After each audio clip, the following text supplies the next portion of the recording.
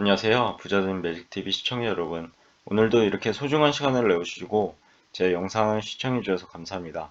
오늘은 2022년 2월 3일 새벽 시간입니다. 오늘 나눌 주제는 국토교통부에서 발표한 3080 플러스 공급 대책 발표 1주년에 대해서 한번 말씀드려 보고자 합니다. 정부는 확고한 주택시장 안정을 위해서 주택공급 대책을 흔들림 없이 추진해 나가겠습니다. 라는 주제로 이렇게 해당 국토교통부에서 발표를 했는데요.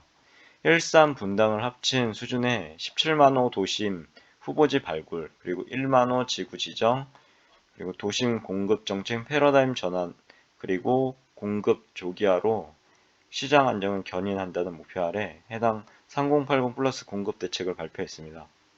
작년 2월 4일에 발표한 3080 플러스 공급 대책 1주년을 맞이해서 사업별 추진 현황하고 대책 주요 성과에 대해서 발표한 자료인데요.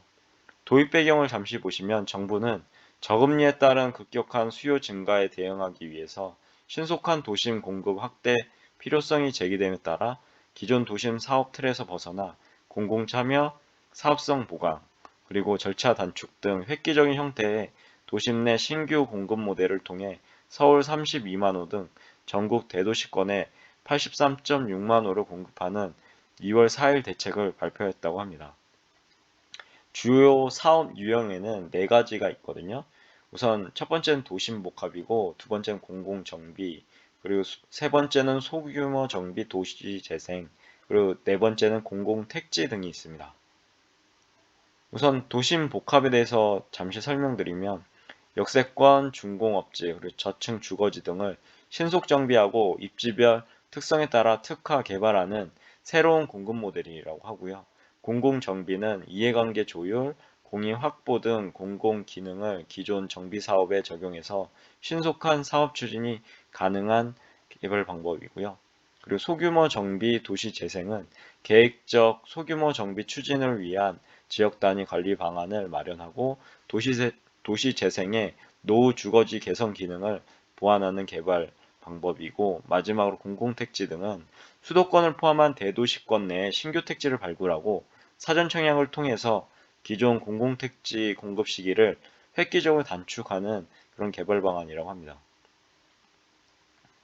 사업 추진 현황에 대해서 한번 알아보면 주민들의 높은 호응 속에 대책 발표 후 채 1년도 되지 않아 당초 2025년까지 목표 물량인 83.6만 호의 60% 수준인 50.3만 호의 후보지를 발굴했다고 하고요. 그중 도심 후보지는 총 17만 호로 이는 일산, 분당 신도시를 합친 규모라고 합니다. 특히 도심 복합 사업의 경우 목표 물량의 절반 이상인 10만 호 후보지를 확보했다고 하고요. 그중 55.6%가 수요가 높은 서울 지역에 분포한다고 합니다. 해당 2월 4일 대책 주택공급 관련 사업별 후보지 현황에 대해서도 이렇게 표로 나와 있으니까요. 한번 참고해 보시면 좋을 것 같고요. 계획 물량, 발표 물량 이렇게 되어 있습니다. 그리고 속도에 대해서 보시면 또한 9개월 만에 약 1만 호 규모의 지구 지정을 완료했다고 하고요. 연말 도심복합 사전 청약을 통해서 4천 호 규모의 공급도 예정되어 있다고 합니다. 이는 관련 법령 개정안이 대책 발표 후 7개월이 경과한 지난해 9월에야 시행되었음에도 불구하고 이뤄낸 성과로 밝혔다고 하고요.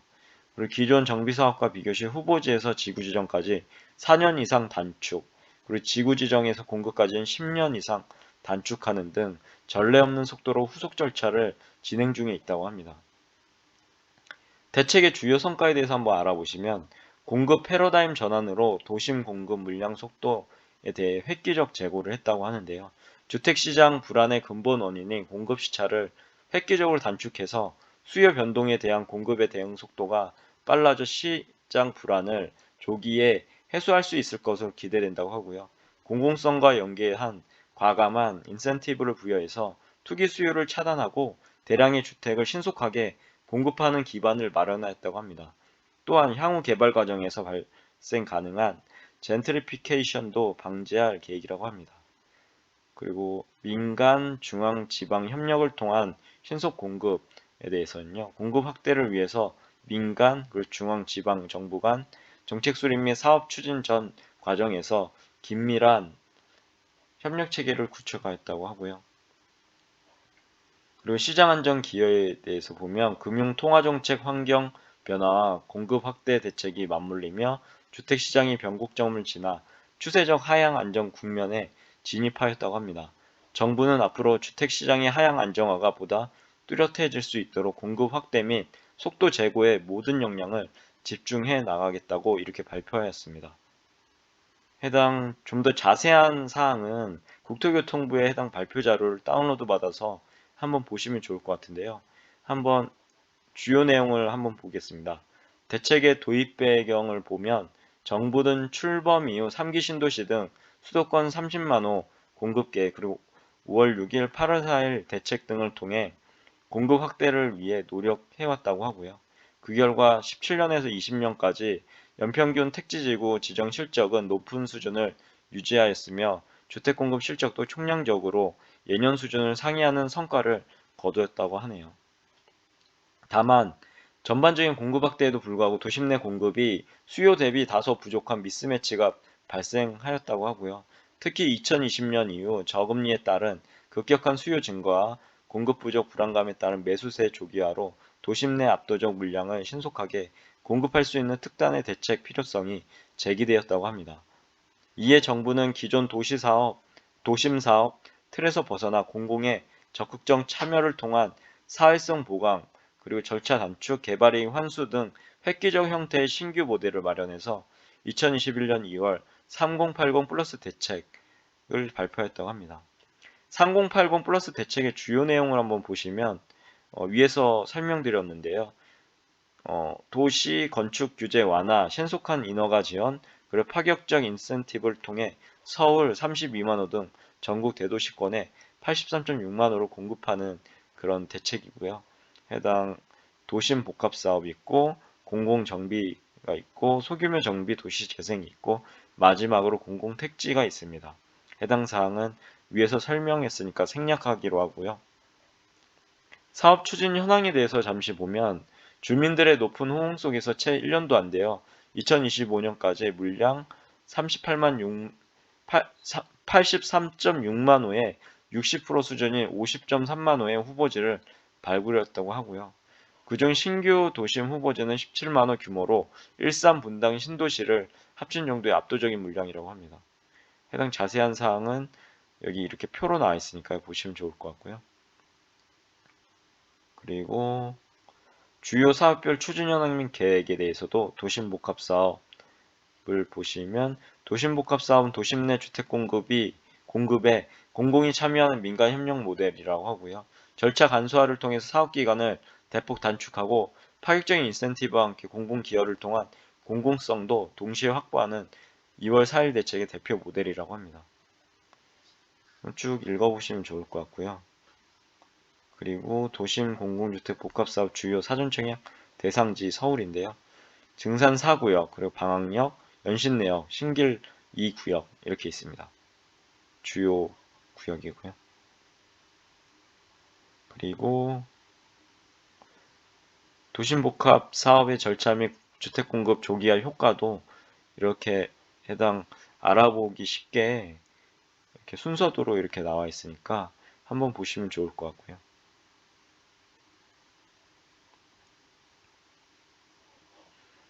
정부는 여기에 안주하지 않고 올해에도 상반기 민간 제안 공모 등을 통한 5만 호의 신규 후보지를 발굴하고 본 지구 지정도 5만 호를 목표로 서울은 2.8만 호고요.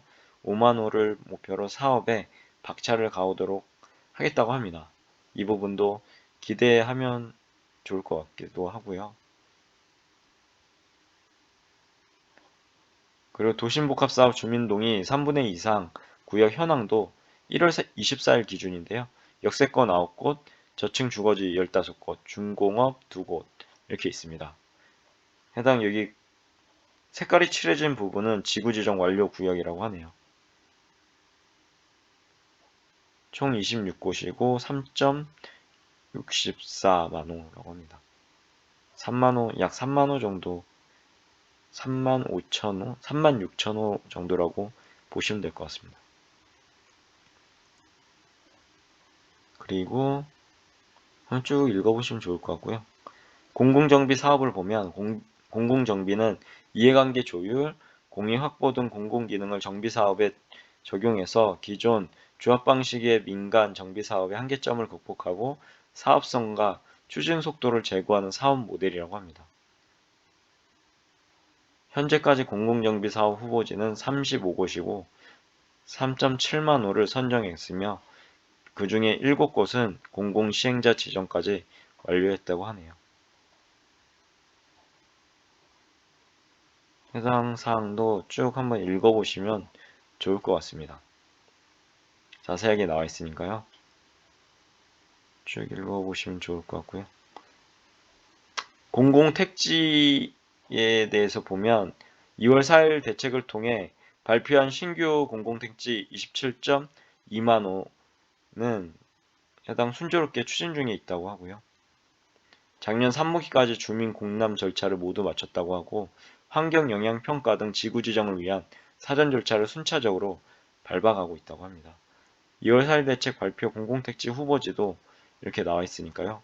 구분해서 수도권과 지방권이 있고 신도시 규모, 중규모 택지, 소규모 택지로 이렇게 나눠져 있습니다. 광명, 시흥, 화성, 진안, 의왕, 군포, 안산은 신도시 규모고요. 중규모는 인천 9월 2, 화성 봉담 3, 그리고 지방권은 광주 산정, 그리고 울산 선바위, 부산 대저 이렇게 나와 있고 소규모 택지는 남양주 진건, 양주 장흥, 그리고 구리 교문이 수도권이고 지방권은 대전 상서, 대전 죽동 2, 세종 조치원, 세종 영기 이렇게 돼 있네요. 합계로 25.9만 호,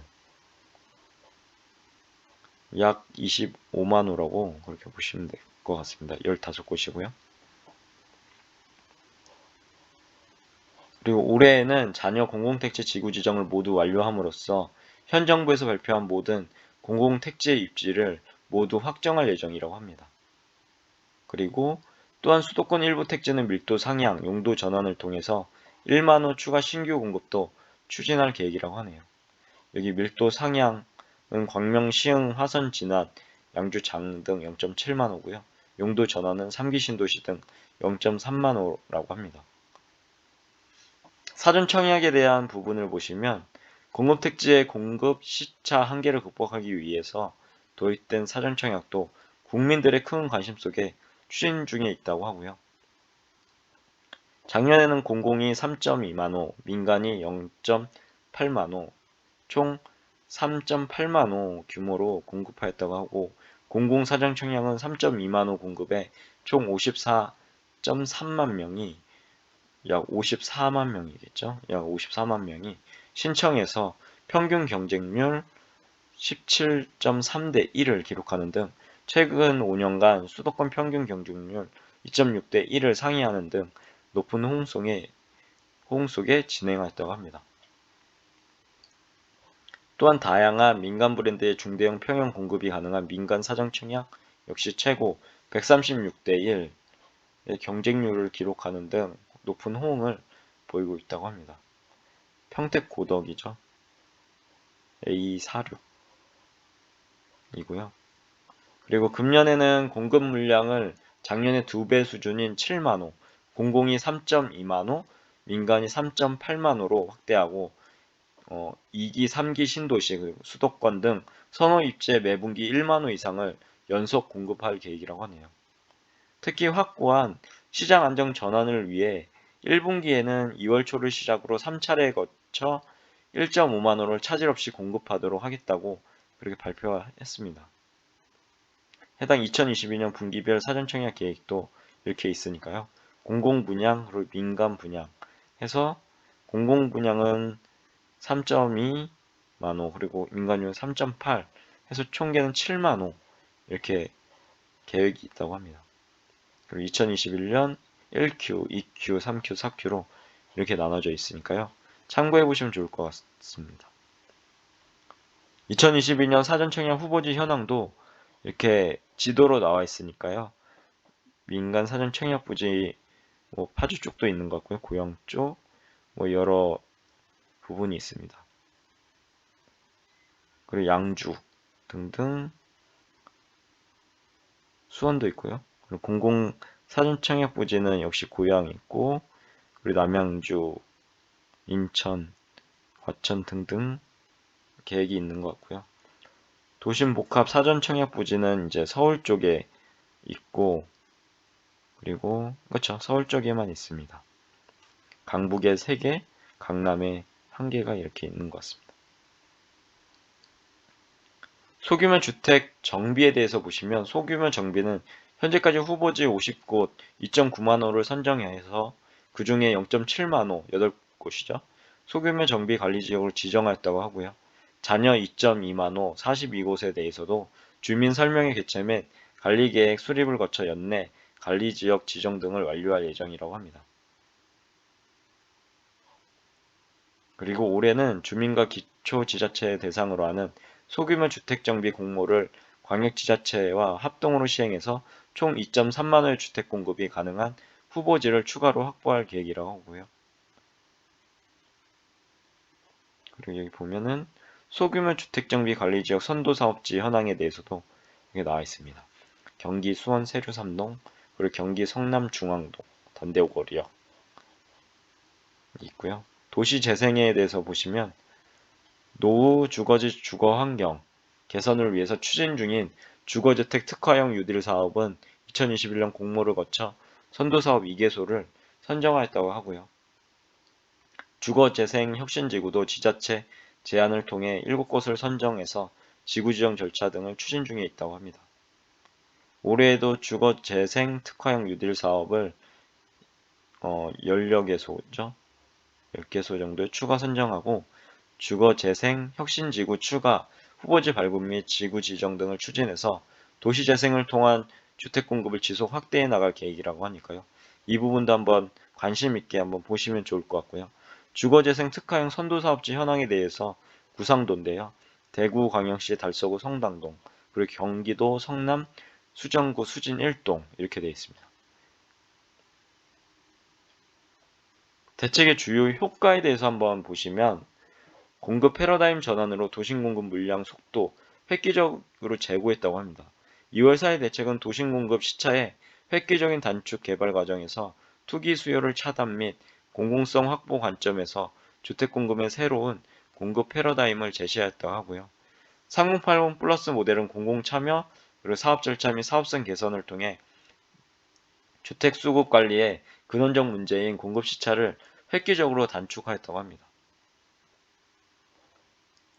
기존과 이제 3080 플러스에 대해서 비교한 거가 있고요. 후보지 선정부터 지구 지정은 기존엔 5년이었지만 3080 플러스는 9개월, 엄청나게 빠르죠. 그리고 지구 지정에서 분양까지는 기존에 13년이나 걸렸습니다. 하지만 3080 플러스는 1.5년, 조합 설립 등 복합 절차를 단축했고 사전 청약을 시행함으로써 이렇게 줄일 수 있었다고 하네요.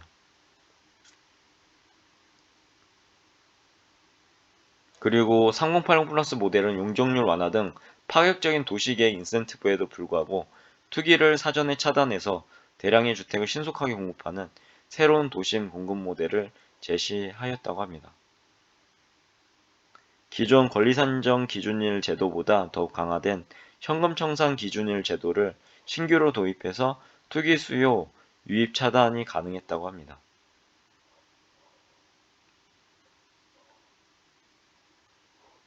그리고 개발 사업으로 발생 가능한 젠트리피케이션도 방지된다고 하고요. 개발 사업이 시작되면 외곽으로 내몰릴 수밖에 없는 세입자, 영세상인이 있는데요. 해당 취약계층에게는 임시 영업 공간이나 새로 공급되는 아파트의 공공임대주택을 재정 착용으로 제공해서 두텁게 보호할 계획이라고 하니까요. 이 부분도 정말 좋은 계획인 것 같습니다. 그 주택 공급을 달성하기 위해 공공, 민간, 중앙, 지방 정부 간 협력 체계는 더욱 공고해졌다고 하고요. 민간 협력 부분에서 최초 3080 플러스 설계 단계부터 업계, 시장 전문가, 학계 등 다양한 전문가 의견을 수렴해서 신규 사업 모델을 마련하였다고 하고요. 대책 발표 이후에도 제도 보완 및 추가, 공급 확대 방안 마련을 위해서 간담회, 자문회의 등 다양한 소통 채널을 구축해서 민간 간 긴밀한 협력 체계를 구축 중에 있다고 합니다. 작년 국토교통부 장관 주재 하에 민간 주택 공급 기관 간담회를 4차례 추진했다고 하고요. 그리고 시장 안정에 기여했다고 하는데요. 공급 확대 정책과 함께 금융, 통화주체 환경 변화 등과 맞물리면서 최근 주택 시장은 변곡점을 지나 하향 안정 국면에 진입한 것으로 판단된다고 하고요. 그리고 실제 거래된 가격의 변동률만 집계하는 실거래 가지수는 11월 이미 전국, 수도권, 서울, 강남, 사구 모두 하락 전환되었다고 하고 표본을 통해 조사하는 주간 동향조사에서도 부동산원에서 하죠. 1.4주 서울 아파트 가격도 19개월 만에 하락세로 돌아섰다고 합니다. 요즘에 많은 아파트들이 하락세로 돌아서긴 했죠. 이렇게 감소했음을 확인할 수 있고요. 전국, 수도권, 서울, 강남구. 그리고 수도권 아파트 매매 가격 변동률도 이렇게 한눈에 알아볼 수 있도록 그래프로 나와 있으니까 참고해 보시면 좋을 것 같고요. 수도권과 서울 아파트가 있습니다.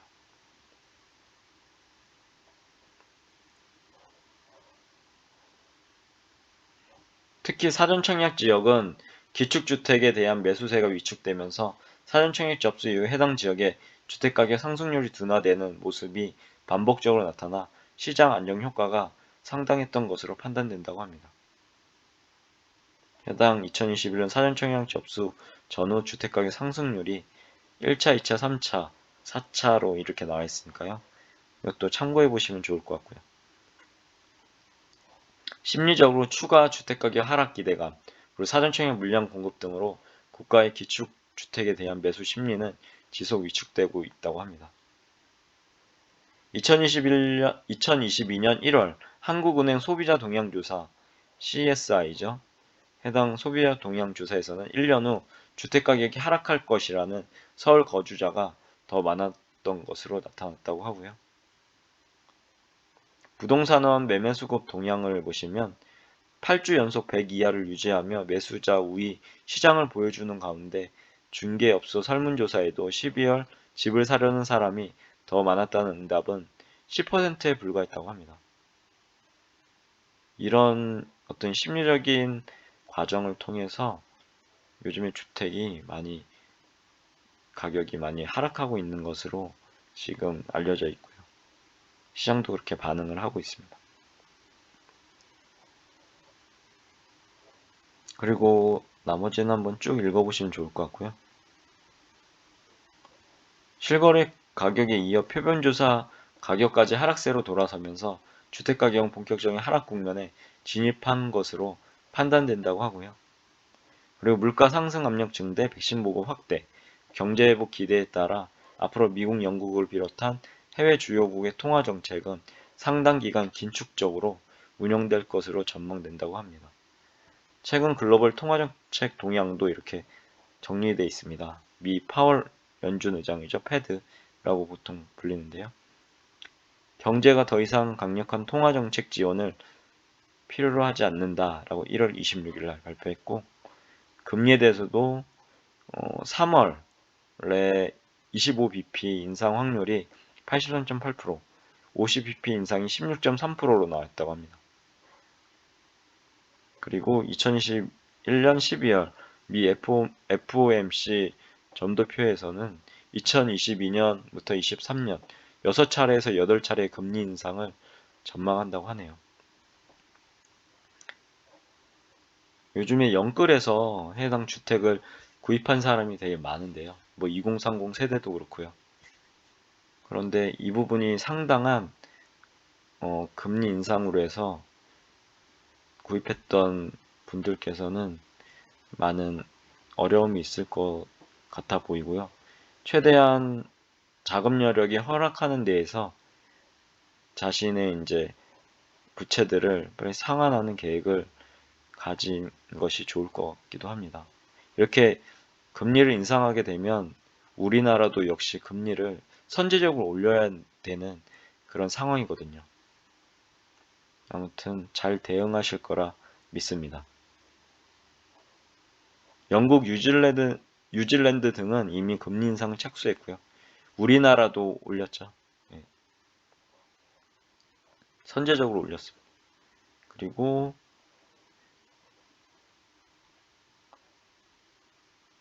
여기 보시면 GDP 대비 높은 가계부채 비중을 고려할 때 상환 능력에 기초한 가계부채 관리 기조도 지속될 거라고 합니다. 쭉 읽어보시면 좋을 것 같고요. 밑에 내용은 아무튼 국토교통부 노영욱 장관은 거시경제 여건 등을 감안하면 통합 그리고 금융, 공급, 인구 등 주택시장의 핵심 변수의 집값의 하방 압력은 상당 기간 지속될 전망이라고 하고요. 이에 따라 이번 주택가격 하락 전환은 일시적 현상이라기보다는 시장의 추세 전환으로 보는 것이 합리적으로 말을 했다고 하고요. 앞으로 지역별 수급 변수에 따른 일시적 국지적 등락은 있을 수 있으나 전반적인 시장의 하향 안정 추세는 더욱 확고해질 것으로 기대하고 정부도 공급 확대 및 속도 제고에 모든 역량을 집중해 나가겠다고 밝혔다고 합니다. 아무튼 여기까지고요. 3080 공급대책 발표한 지 벌써 1년이 경과가 됐네요. 정말 세월은 빠른 것 같습니다. 이렇게 긴 시간 동안 오늘도 저와 함께 해당 자료를 통해서 공부 함께 해주셔서 감사드리고요. 오늘 하루도 기쁘고 감사한 그리고 행복한 하루 되시길 기원하겠습니다. 이제 설날 연휴가 마무리가 됐는데요. 어떻게 잘 보내셨는지 모르겠습니다. 이제 내일은 출근일인데요. 건강한 그런 모습으로, 행복한 모습으로 출근하는 저와 여러분 되시길, 그리고 시청자, 구독자분 되시길 기원하겠습니다. 영상은 여기까지고요. 이상입니다. 감사합니다. 좋은 하루 되세요.